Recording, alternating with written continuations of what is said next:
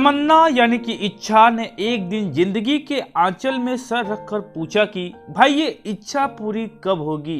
तो पता है जिंदगी ने क्या कहा, यही कि जो पूरी हो जाए वो इच्छा ही क्या। और यह सुनकर इच्छा सोच में पड़ गई। सोचते सोचते हेलो, अरे आप किस सोच में पड़ गए? क्या आप भी यही सोच रहे हैं? तो एक काम करते हैं ना, हम इस कहानी को सुनते हैं। तो पीकेभी रीडर द्वारा बनाए गए इस कहानी का नाम है इच्छा, जिसे लिखा है रविन्द्रनाथ टैगोर के द्वारा। और मैं हूं पवन कुमार वर्मा आपके साथ। तो आइए इस कहानी को शुरू करते हैं। सुबल चंद के लड़के का नाम सुशील चंद था, लेकिन अब ऐसा तो होता नहीं है कि जैसा नाम हो आदमी भी वैसा ही हो। सुबल का मतलब है ताकतवर, लेकिन वह तो कुछ दुबला पतला था। और सुशील का मतलब है अच्छा स्वभाव वाला, पर वो तो ऐसा नहीं था, बहुत ही चंचल था। सुशील अपने करतूतों से पूरे मोहल्ले को परेशान करके रखता था, पर उसके पिता भी उसे कुछ नहीं कह पाते थे क्योंकि वो उनके पकड़ में नहीं आता था। वो ठहरे गठिया के रोगी, भागना दौड़ना उनके लिए आसान नहीं था। और सुशील था फुर्तीला, हिरन जितना तेज भागता था, जब देखो तब चंपत हो जाता। शनिवार का दिन था, स्कूल दिन में 2 बजे बंद हो जाता था, पर सुशील स्कूल नहीं जाना चाहता था। उसके कई कारण थे। पहला ये कि उस दिन उसका क्लास टेस्ट था। इसके अलावा वो सारा दिन शाम को होने वाली पटाखेबाजी की तैयारी में बिताना चाहता था। सुबह से ही इसकी धूमधाम से तैयारी चल रही थी और वह सारा दिन वही बिताना चाहता था। जब स्कूल जाने का समय हुआ तो उसने अपने पिता से कहा कि वो स्कूल नहीं जाएगा क्योंकि उसके पेट में दर्द हो रहा है।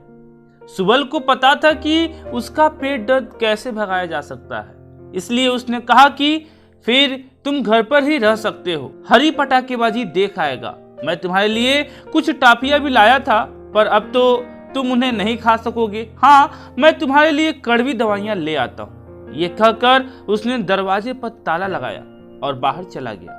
अब सुशील अजीब उलझन में था। वो टाफियों से जितना प्यार करता था, दवा से उतनी ही नफरत थी।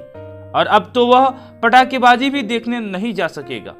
जब सुशील के पिता कप में दवाई लेकर लौटे तो वह झट से उठ खड़ा हुआ और बोला, मैं अब ठीक हूँ, मैं सोच रहा हूँ स्कूल चला जाऊं। उसके पिता ने उसे जबरदस्ती दवा पिला दी, आराम करने के लिए कहा और फिर दरवाजे बंद कर ताला लगाकर चले गए। सुशील दिन भर रोता रहा और यही सोचता रहा कि अगर मैं अपने पिता जितना बड़ा होता तो मैं भी जो चाहे कर सकता था और मुझे कोई कमरे में बंद नहीं कर सकता था।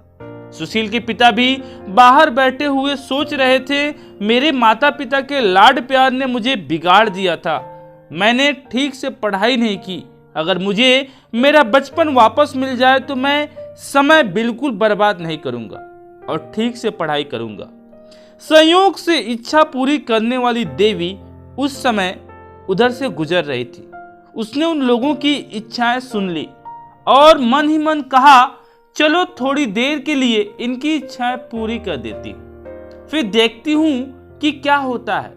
वो पिता के पास पहुंची और बोली कि अब से वह अपने बेटे जैसा हो जाएगा, उसी के उम्र का। और बेटे से उसने कहा कि वो पिता जितना उम्र का हो जाएगा। सुबह सुबह बूढ़ा सुबल चंद बिस्तर से उछलकर खड़ा हुआ। उसने पाया कि उसका शरीर छोटा सा हो गया है, मुंह के सारे दांत आ गए हैं।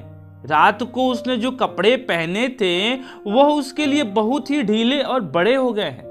नतीजा ये था कि उसकी धोती नीचे खिसक रही थी और उसका चलना फिरना मुश्किल हो रहा था। उधर सुशील चंद्र जो सुबह उठते ही शरारतें शुरू कर देता था, इस सुबह बिस्तर से उठ भी नहीं सका। अंत में उसके पिता की चीख चिल्लाहट ने उसे उठने पर मजबूर कर दिया। उसके कपड़े इतने छोटे और टाइट हो गए थे कि पहने नहीं जा रहे थे। उसकी सफेद दाढ़ी मूछ उग आई थी और उसने उसके चेहरे को आधा ढक लिया था। उसके घने बालों के जगह उसका सिर चमकता हुआ सपाचट मैदान हो गया था। दोनों की इच्छाएं पूरी हो चुकी थी, लेकिन इस बदलाव से कई गड़बड़ियां होनी शुरू हो गई। सुशील अपने पिता की तरह बनना चाहता था ताकि वह जो भी चाहे कर सके। उसने सोचा था कि खूब पेड़ों पर चढ़ेगा, तालाब में छलांग लगाएगा, हर एक कच्चे आमों का स्वाद लेगा और बस इधर उधर घूमता फिरेगा। लेकिन अचरज की बात यह थी कि उस सुबह इसका इनमें से कुछ भी करने का मन नहीं कर रहा था। इनकी जगह बरामदे में एक चटाई बिछाकर न जाने क्या सोचता हुआ बैठा रहा। फिर उसके ध्यान में यह बात आई कि उसे खेलना कूदना बिल्कुल छोड़ नहीं देना चाहिए और उसने पेड़ पर चढ़ने की कोशिश की। एक दिन पहले इस पेड़ पर वह गिलहरी की तरह चढ़ गया था, लेकिन आज तो वह चढ़ नहीं पाया। उसने कच्ची डाली को पकड़कर चढ़ना चाहा, पर वह डाल ही टूट गई और वह जमीन पर धम से गिर पड़ा। उधर से गुजर रहे लोग उस बूढ़े को बच्चे जैसी हरकतें करते देखकर हंसने लगे। सुशील बिल्कुल जड़ हो गया।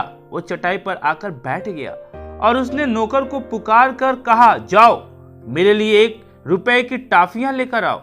सुशील को टॉफियां हमेशा से पसंद थी। जब भी उसके पास पैसे होते तो वह स्कूल के पास वाली दुकान से टॉफियां खरीदता था। उसकी ये इच्छा थी कि जब उसके पास पिता जितना पैसा रहा करेगा तो वह टॉफियों से अपनी जेबें भर लेगा। नौकर उसके लिए पूरे 1 रुपए की टॉफियां ले आया। उसने एक अपने पोपले मुंह में रखी और उसे चूसने लगा, लेकिन वह थोड़ा बड़ा था और बच्चों वाली मीठी चीज उसे इतना पसंद नहीं आ रही थी। उसने सोचा कि चलो मैं इन्हें अपने बच्चे पिता को दे देता हूँ, लेकिन फिर उसने सोचा कि यह ठीक नहीं रहेगा। अगर उसने ज्यादा टॉफियां खा ली तो वह बीमार पड़ सकता है। सभी लड़के जो कल तक सुशील के साथ खेल खेला करते थे उसे बूढ़े के रूप में देखकर भाग खड़े हुए। सुशील ने सोचा कि अगर वह अपने पिता की तरह अपनी मर्जी का मालिक बन जाएगा तो वह अपने दोस्तों के साथ दिन भर खेलेगा। लेकिन आज अपने दोस्तों के ओर देखकर उसे खीज हुई। उसे लगा मैं तो यहाँ शांति से बैठा हुआ हूँ और ये धमा चौकड़ी मचाने के लिए आ गए। पहले चटाई पर बैठा हुआ सुशील इस बात को लेकर चिंता कर रहा था कि अपने बचपन में पढ़ाई लिखाई न करके उसने कितना समय बर्बाद किया है और अगर उसे बचपन वापस मिल जाए तो वह अपनी भूल सुधार लेगा। लेकिन अब जब सुबल की इच्छा पूरी हो गई थी तो स्कूल जाने के ख्याल से ही उसे कपकपी छूटने लगती थी।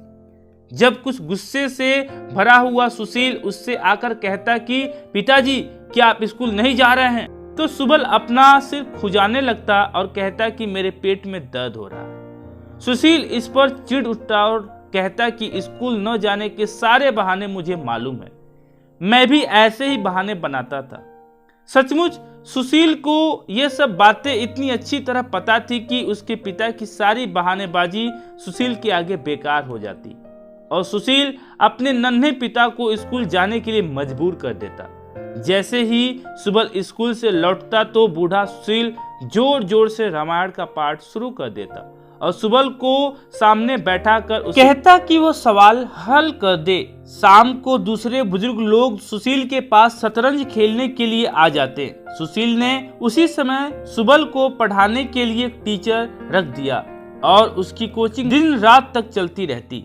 सुशील को यह भी पता था कि जब उसका पिता बूढ़ा था तो ज्यादा खा लेने पर उसका पेट खराब हो जाता, इसलिए वह उसे ज्यादा खाना खाने नहीं देता था। लेकिन इस वक्त तो सुबल जवान था और उसे जमकर भूख लगती थी। वो तो कंकर पत्थर भी पचा सकता था। उसे जितना खाने को मिलता था वो बहुत ही कम था।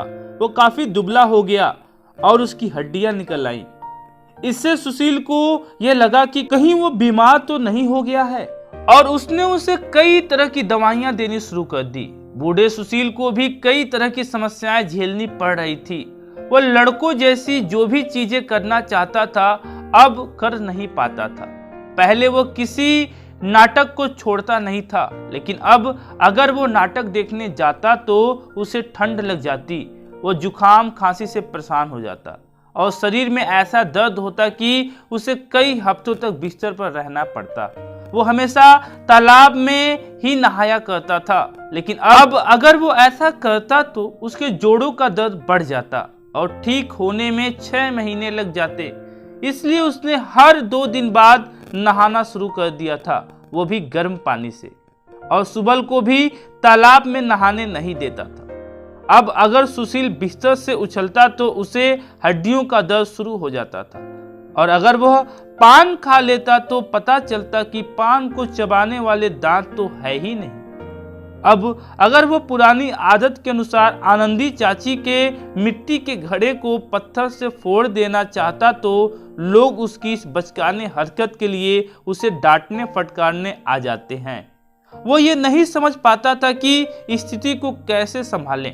कई बार सुबल चंद यह भूल जाता कि वह तो लड़का है। अपने को पहले जैसा बूढ़ा मानकर वह वहां पहुंच जाता जहां बुजुर्ग लोग बैठ ताश या चौपड़ खेल रहे होते थे और बड़ों की तरह बातें करने लगता था। वे लोग उसका कान खींच देते और कहते कि बहुत हुई तुम्हारी बदमाशी, अब जाकर खेलो। किसी किसी मौके पर अपने टीचर से कहता कि जरा हुक्का दीजिए, मुझे तलब लगी है। टीचर उसे बिल्कुल ही वाहियात लड़का समझकर उसे बेंच पर खड़े रहने की सजा देते। अगर वो नाई से इस बात की शिकायत करता कि वो 10 दिन से उसकी दाढ़ी बनाने क्यों नहीं आया, तो नाई पलट कर कहता कि मैं 10 साल बाद आऊंगा। पुरानी आदत के मुताबिक कई बार वो सुशील को सबक सिखाने के लिए मार भी बैठता। सुशील गुस्से से भरा उठता और चिल्लाकर कहता, तुम्हारे बूढ़े आदमी को मारने की हिम्मत कैसे हुई? क्या तुम्हें स्कूल में यही सिखाया जाता है? लोग आकर बीच बचाव करते और उसके बेहुदा व्यवहार के लिए उसे झाड़ देते। अंत में सुबल ने प्रार्थना करना शुरू कर दिया कि मैं अपने लड़के सुशील जैसा बूढ़ा हो जाऊं और जो कुछ चाहूं अपनी इच्छा से कर सकूं। इस तरह सुशील भी यही प्रार्थना करने लगा, हे भगवान, मुझे फिर से अपने पिता की तरह जवान बना दो, जिससे कि मैं जी भर कर खेल सकूं। मैं अपने पिता को अपने बस में नहीं रख पा रहा। मुझे इस बात की चिंता लगी रहती है कि न जाने वो कब कौन सी शरारत कर बैठे। इच्छा देवी फिर से उनके सामने प्रकट हुई और पूछा कि क्या तुमने अपनी इच्छाओं का मजा पूरी तरह से ले लिया है?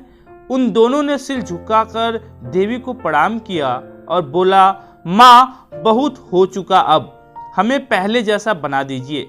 इच्छा देवी ने कहा, ठीक है, कल सुबह तुम पहले जैसे हो जाओगे। अगली सुबह सुबल बूढ़े के रूप में ही उठा और सुशील ने पाया कि वो पहले जैसा लड़का बन गया है। उन दोनों को लगा जैसे वो कोई सपना देखकर अभी नींद से जगे हैं। सुबल ने भारी आवाज में आवाज लगाई, क्या तुम व्याकरण का पाठ याद नहीं करोगे? सुशील ने अपना सिर खुजाकर नीचे देखते हुए कहा, पिताजी, मेरे व्याकरण की किताब खो गई है। और इसी के साथ ये कहानी यहीं खत्म होती है। लेकिन जहां तक बात है इस कहानी के सीख की, तो जिंदगी में उम्र के हर पड़ाव के साथ हमारे किरदार भी बदलते रहते हैं। वक्त के जिस दौर में हम होते हैं, अक्सर हम उससे आगे या पीछे जाने की कामना करते हैं। इस कहानी के जरिए रविन्द्रनाथ जी ने इंसान के फितरत को दिखाई है कि कैसे इंसान कभी भी संतुष्ट नहीं होता, कैसे उसकी इच्छाएं कभी खत्म नहीं होती, और कैसे हर आदमी वो सोचता है कि वो ना होकर कोई और होता तो उसकी जिंदगी कितनी बेहतर और आसान होती। लेकिन जब उसका सामना उस किरदार के जिम्मेदारी और परेशानियों से होता है, तब उसे एहसास होता है कि आसान तो किसी का भी जीवन नहीं है और मैं जैसा था वैसा ही अच्छा भला था। कई बार हम समय की कद्र नहीं करते और वक्त गुजरने के बाद अफसोस करते हैं।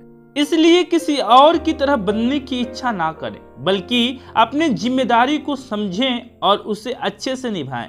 आई एम श्योर आपको इस कहानी से इच्छा वाली जो लाइन स्टार्टिंग में मैंने बोली थी ना, उसका जवाब मिल गया होगा। और इसी के साथ इस कहानी के बारे में अपनी राय जरूर बताएं। आपको ये कहानी कैसी लगी और इच्छाओं के बारे में अब आपका क्या कहना है, या कोई नई बात आपके दिमाग में आ रही हो कि पवन, हाँ शायद इच्छाओं के बारे में हमें ऐसा लगता है। मैं जानना चाहता हूँ, प्लीज मुझे जरूर बताइए। और इसी के साथ आगे की इस कहानी के बारे में अगर आप जानना चाहते हैं वो भी हमें लिख भेजिए, और साथ ही साथ अपना ढेर सारा प्यार हमें देते रहिए लाइक शेयर सब्सक्राइब करके। और साथ ही कुछ कहना चाहते हैं, कोई आइडिया या सजेशन हो तो वो भी आप हमें मेल कर सकते हैं। तो आखिर में इच्छाओं के बारे में एक और बात जो आपको ध्यान देनी चाहिए, वजन तो हमारी बस इच्छाओं का ही है, बाकी तो जिंदगी बिल्कुल हल्की फुल्की है। क्या बोलते हैं, बताइएगा जरूर।